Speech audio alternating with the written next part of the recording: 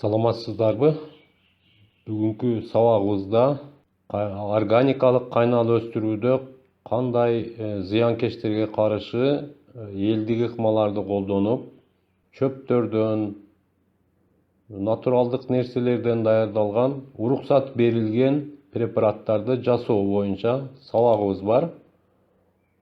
Ошо жөнүндө сөз кылабыз. Органикалык кайнал өстүрүүдө шире, тиля менен күрөшүү, элдик ыкмалар.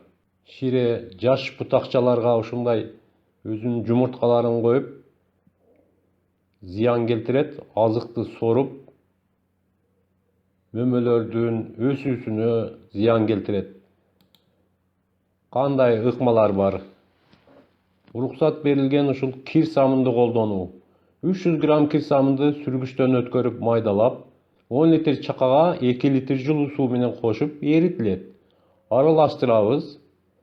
Üstüne дагы 8 литр су кошуп аралаштырабыз. Бозгуч, суюктук, көрүнчү нерселерсиз болуш керек. Экинчи ыкма күлдү колдонуу. Электен өткөн 300 грамм күлдү, бул жыгач өсүмдүктөн чыккан күл, 10 литр чакага суусу менен салынат. Кайнагандан кийин жарым саат бышыруу, варить кылыш керек. Пайда болгон суюктун табы кайтканда 40 грамм кир самын кошуп чачуу. Даярдалган аралашманы кайнал дарагына чачуу керек.